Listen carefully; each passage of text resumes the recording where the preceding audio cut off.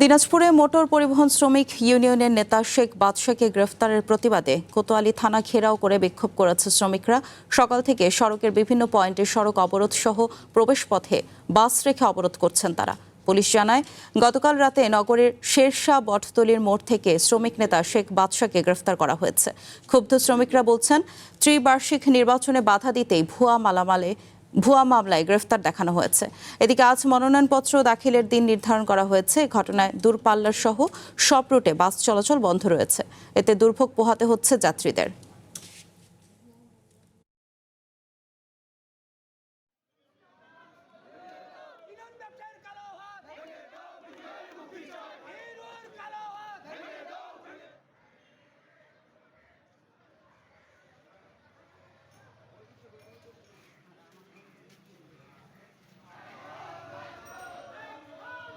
নগদ নিয়ে এলো হার না মানা হার অফার। সর্বনিম্ন 10,000 টাকা রেমিটেন্স নগদে পাঠালে থাকছে স্বর্ণের হার জেতার সুযোগ। এ নিয়ে আরো জানাতে আমাদের সঙ্গে দিনাজপুর থেকে যুক্ত হচ্ছেন সালাউদ্দিন আহমেদ।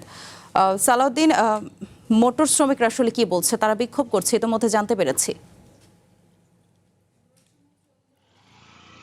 হ্যাঁ, গতকালকে কিন্তু শ্রমিক নেতা শেখ বাদশাকে রাত 9টার দিকে যখন গ্রেপ্তার করা হয়, শ্রমিকরা কিন্তু রাতেই থানায় এসেছিল এবং তার স্ত্রী নেতৃত্বে এই থানায় তারা এসেছিলেন শেখ বাদশার সঙ্গে দেখা করার জন্য। এবং কোন মামলায় তাকে গ্রেপ্তার করা হয়েছে এটি তারা বিস্তারিত জানার চেষ্টা করছিলেন। তারা বুঝাচ্ছিলেন প্রশাসনকে যে আগামীকাল মোটর শ্রমিক ইউনিয়নের ত্রিবার্ষিক নির্বাচনে অন্যতম প্রার্থী শেখ বাদশা একজন প্রতিদ্বন্দ্বী, তাকে এই মুহূর্তে কেন গ্রেপ্তার করা হলো? আগের যদি কোনো মামলা থাকে সেটা সে আইনি ব্যবস্থা আগে নেওয়া হলো না কেন? এই নিয়ে কিন্তু তার উপরে কালকে হামলা হয়েছে। তিনি অভিযোগ করেছেন যে বিএনপি পন্থী কিছু বহিরাগত তাদের সেই হামলায় তাকে লাঞ্ছিত করা হয়েছে। এবং শেখ বাদশা কিন্তু আওয়ামীপন্থী শ্রমিক লীগের একজন নেতা ছিলেন এবং দিনাজপুর মোটর পরিবহন শ্রমিক ইউনিয়ন নির্বাচিত যুগ্ম সম্পাদক পদে তিনি নির্বাচিত ছিলেন। যেহেতু রাজনৈতিক পট পরিবর্তনে এখানে একটা বড় বিতর্ক হয়ে গেছে, আওয়ামীপন্থী লোকজনকে যেখানে পাওয়া হচ্ছে সেখানে তাদেরকে সুযোগ সুবিধা থেকে বঞ্চিত করা হচ্ছে। অনুরূপভাবে দিনাজপুর মোটর পরিবহন শ্রমিকেও এর কিন্তু ব্যত্যয় ঘটেনি। এখানেও যারা আওয়ামীপন্থী ছিলেন তাদেরকে নির্বাচনের বাইরে রাখার জন্য এবং বিএনপি পন্থীদেরকে নির্বাচনের মাধ্যমে ক্ষমতায় নিয়ে আসার জন্য কিন্তু একটি প্রক্রিয়া দীর্ঘদিন যাবৎ চলমান। এ নিয়ে কিন্তু শ্রমিকদের মধ্যে উত্তেজনা এবং ক্ষোভ বিরাজ করছিল। গতকালকার ঘটনার পর থেকে কিন্তু আজকে পরিস্থিতি সম্পূর্ণ ভিন্ন হয়ে গেছে।